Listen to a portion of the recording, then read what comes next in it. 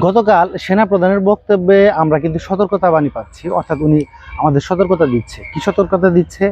আমরা যেন সোভার্জিনিটি নষ্ট না করি। অর্থাৎ উনি প্রথমত সতর্কতা দিচ্ছে, প্রথমেই যে সতর্কতাটা, যে আমরা হানাহানি বন্ধ না করলে সার্বভৌমত্ব হারাবে। অর্থাৎ যে ব্যাপারটা হচ্ছে সেটি হচ্ছে উনি মানে সেনাবাহিনীর দায়িত্ব নিতে পারে এমন একটি ভয় কিন্তু উনি আমাদের বা এমন একটি সতর্কতা কিন্তু দিচ্ছেন। কেন দিচ্ছেন? রাজনৈতিক দলগুলো যে হানাহানি করছে বা মতনৈক্য করছে, অর্থাৎ মত হচ্ছে না, মতবিরোধ হচ্ছে তাদের মধ্যে।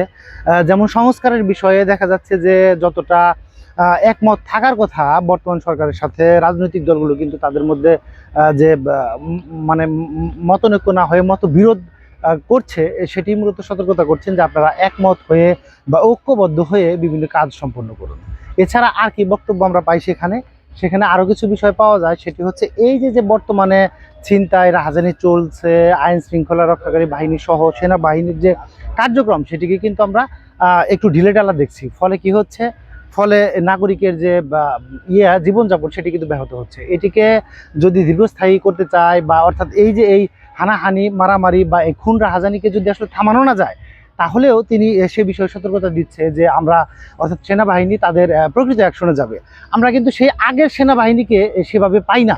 বর্তমানে যে সেনাবাহিনী, সেই সেনাবাহিনীর কার্যক্রমের সাথে আমরা সেই 11 সালের যে সেনাবাহিনী, সেই সেনাবাহিনীর কোনো মিল আসলে পাই না। আসলে তাদেরকে ওইভাবে অ্যাকশনে হয়তো বা যেতে বলেনি সরকার, সে কারণেই তারা সেভাবে অ্যাকশনে যাচ্ছে না। তারা কিন্তু এই ওয়াকারুজ্জামানের বক্তব্যে কিন্তু এই বিষয়টা স্পষ্ট হয়ে যাচ্ছে যে সেনাবাহিনী কিন্তু তাদের অ্যাকশন শুরু করলে এগুলো থেমে যাবে। তো এই যে ব্যাপারগুলো, বেশ কিছু বিষয় উনি সতর্কতা করছেন এবং নাগরিকদেরও বলছে আপনারা সচেতন থাকুন, আপনারা দেশের যে আছে আইন শৃঙ্খলা, সেটি মেনে চলুন। অর্থাৎ কোনো রকম ঝামেলা জানি না হয়, সেটি উনি মূলত সে বিষয়ে মূলত সতর্কতা দেখাচ্ছেন। অন্যদিকে আমরা আরও একটি বিষয় পাই যে এই যে পিলখানার হত্যাকাণ্ড, সে বিষয়েও কিন্তু উনি কথা বলেছেন যে এইখানে যারা জড়িত, বিডিআররা জড়িত ছিল। উনি একরকম আমরা দেখেছি যে ক্লিয়ারিটি দিচ্ছেন যে এখানে বিডিআর ছাড়া অন্য কোনো বাহিনীর লোক এখানে জড়িত নয়। এটি আসলে তদন্তের পূর্বে উনি কিভাবে এটি বলে, এই প্রশ্নটা অনেকের মনে জাগে যে আসলে কিভাবে সে এই ধরনের কথা আগেই বলতে পারে। তো আমরা সেনাপ্রধানের যে বক্তব্য, তাতে আসলে অনেকগুলো বিষয় পরিষ্কার হয়েছে এবং অনেকগুলো সতর্কতা যে বার্তাটা উনি দেওয়ার চেষ্টা করেছেন, সেটা কিন্তু পৌঁছে গেছে সরকার এবং রাজনৈতিক ব্যক্তিত্ব যারা আছে বা রাজনৈতিক দল যেগুলো আছে সেগুলোর মধ্যে।